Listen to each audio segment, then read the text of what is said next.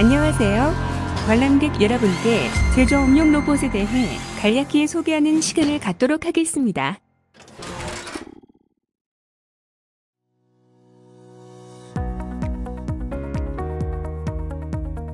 이번 영상에서는 제조업용 로봇의 개요와 역사, 외형적 구분과 기능적 구분, 그리고 기능적 구분에서 가장 중요한 역할을 담당하는 엔드 이펙터에 대해 소개드리고자 합니다.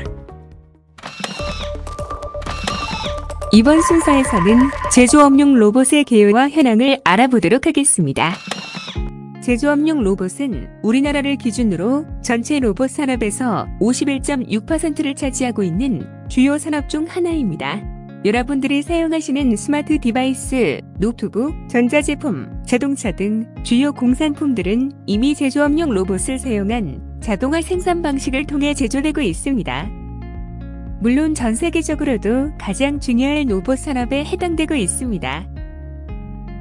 국제로봇연맹에서 매년 발표하는 월드 로보틱스에 따르면 제조업용 로봇은 주로 전기전자, 자동차, 금속기계공업, 플라스틱 및 화학제품, 식량 등을 생산하는 데 사용되고 있습니다. 전 세계의 주요 5대 로봇 시장에는 큰 비중으로 한국이 포함되어 있고, 흔히 로봇 밀도라고 하는 제조업 종사자 1만 명당 사용되는 제조업용 로봇의 수는 한국이 932대로 가장 많은 활용도를 자랑하고 있습니다. 전 세계의 평균은 126대로 한국의 제조업용 로봇 사용량은 대단히 많은 편입니다. 이번에는 제조업용 로봇의 초기 역사에 대해 알아보도록 하겠습니다. 1949년 존 파슨스와 MIT는 수치 제어 장치를 개발하기 시작했고, 이 장치는 후에 자동 제어의 기준이 되었습니다. MIT는 3년의 개발 과정 끝에 표준 수치 제어 기계를 선보였고, 이후 부분적인 프로그램 언어인 APT를 개발하였고 1961년에 공개되었습니다. 1954년에 발명가인 조지 데볼 주니어는 최초의 프로그램 가능한 로봇을 고안하였고, 유니버설 오토메이션, 즉 범용 자동 제어라는 새 단어를 만들었습니다. 이것으로 1961년에 미국의 특허권을 얻었습니다. 데볼은 물리학자이자 엔지니어였던 조셉 앵겔버거와 1956년에 협력하여 유니메이션을 설립하였고, 이것은 최초의 성공적인 로봇 제조 회사가 되었습니다. 그래서 로봇 산업에서는 최초의 제조업용 로봇 기업을 유니메이션으로 정의하고 있습니다. 1960년에 유니메이션은 콘데 코퍼레이션에 매각되었고, 유니메이트 로봇 시스템의 개발이 시작되었습니다.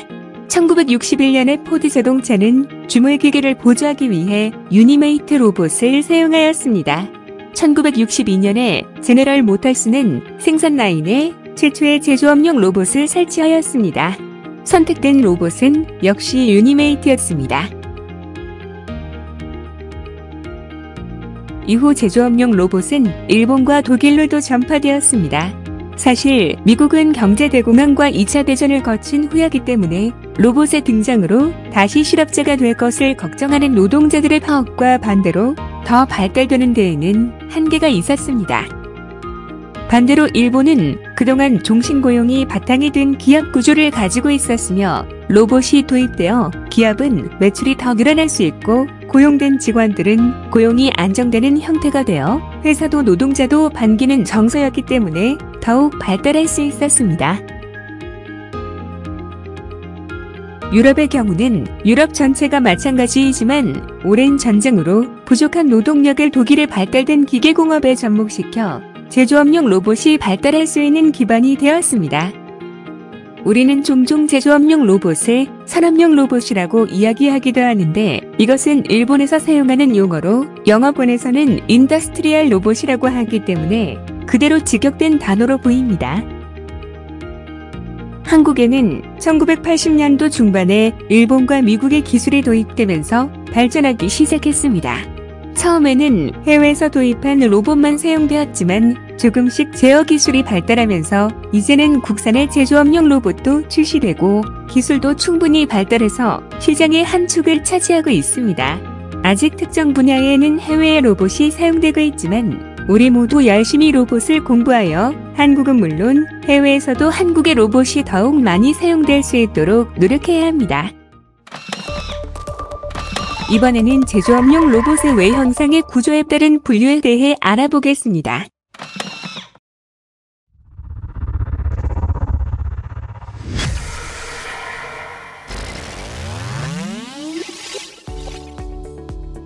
제조업용 로봇의 가장 큰 특징은 로봇의 끝단에 엔드 이펙터라고 하는 작업을 위한 장치가 최종적인 용도를 결정한다는 것입니다.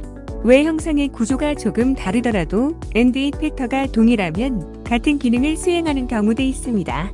이 로봇 여러 대를 한 대의 제어기가 움직이는데 고성능의 제어기일수록 로봇 여러 대를 동시에 제어할 수 있습니다. 우선 외형상의 구조는 로봇의 핵심 부품인 액추에이터, 다시 말해 모터로 구동되는 관절이 몇 개이냐에 따라 달라집니다. 로봇의 관절은 한자 표현으로 축이라고 하는데 현재는 1축부터 7축까지의 로봇이 개발되어서 실무 현장에서 사용되고 있습니다. 모터는 보통 회전운동을 하고 있는데 이것을 직선운동으로 바꿔주는 형태를 리니어 로봇이라고 합니다. 1축 로봇은 주로 직선 항복을 하는 로봇을 뜻합니다. 2축 로봇은 좌표로는 X축, Y축의 두 개의 축을 이동하는 리니어 로봇의 집합입니다. 이 로봇들은 서로 겹치는 좌표를 가지고 있기 때문에 직교 좌표 로봇이라고 합니다.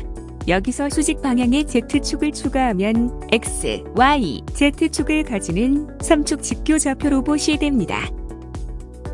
4축부터는 조금 더 다양한 형태의 로봇의 구현이 가능합니다. 큰 분류로는 수평 다관절 로봇과 수직 다관절 로봇으로 분류됩니다. 이 로봇들은 본격적으로 사람의 팔과 같은 기능을 할 수 있게 되었습니다. 수평 다관절 로봇은 흔히 스카라라고도 합니다. 고속의 반복 동작에 훨씬 유리한 형태를 띠고 있습니다. 주로 컨베이어 벨트를 이동하는 물품을 짚거나 내려놓는 등의 작업에 많이 사용되고 있고 주로 작업 반경이 한정된 공간에서 많이 사용됩니다. 수직 다관절 로봇은 뉴스 등을 통해 많이 보셨을 로봇 암의 형태입니다. 4축 이상의 관절을 갖게 되면 사람의 어깨부터 손까지의 형태를 갖추게 됩니다. 5축, 6축, 7축이 되면 더욱 세밀한 동작이 가능하고 복잡한 작업에도 사용할 수 있게 됩니다. 이러한 수직 다관절 로봇에는 여러 가지의 엔드 이펙터가 달려서 생산 공정 중에는 비슷한 형태의 로봇암이 있더라도 로봇 시스템의 공정이나 장착된 엔드 이펙터에 따라 각각 다른 기능을 구현하는 경우도 많습니다. 제조업용 로봇에는 앞서 설명드렸던 것과 같이 액추에이터가 들어있는 관절의 수로 외형을 구분하는 로봇들이 많아 익숙해지면 외형의 구분이 무척 쉽습니다. 여러분들도 TV와 인터넷을 통해 로봇을 보고 몇 축의 로봇인지 맞춰보시는 것도 좋은 공부가 되실 듯합니다. 최근에 미국의 테슬라에서 발표한 옵티머스와 같은 휴머노이드형 로봇은 제조업용 로봇은 아닙니다만 동작을 보고 축수를 세어보는 것도 좋겠습니다. 일반적으로는 16축 또는 자유도 이상을 구분하고 인간의 형태를 구현할 경우 휴머노이드로 구분하는데 더욱 세밀한 동작을 위해 24에서 40 자유도까지 더욱 복잡한 기구를 갖기도 합니다. 옵티머스는 향후 생산 라인에도 사용될 수 있도록 개발하겠다고 하니 기존의 다관절 로봇에서 더욱 발전된 제조업용 로봇의 출현을 기대할 수도 있겠습니다. 그 외에도 구동 형태를 응용하거나 변형한 겐트리 로봇이나 델타 로봇, 이송용 로봇 등 특수한 목적에 맞게 사용되는 로봇들도 있습니다. 최근에는 정해진 동작을 반복하는 제조업용 로봇에도 센서와 비전, AI 등을 적용하여 지능형 로봇으로 성능을 향상시키는 개발들도 진행되고 있어 더욱 발전된 로봇의 미래를 기대하게 합니다. 저희 제조로봇관에서 소개하는 다양한 로봇들을 보시고 더욱 로봇에 대한 관심을 높여 미래의 로봇 사회의 주인공이 되시기를 기원합니다. 지금까지 제조업용 로봇에 대해 소개를 드렸습니다. 감사합니다.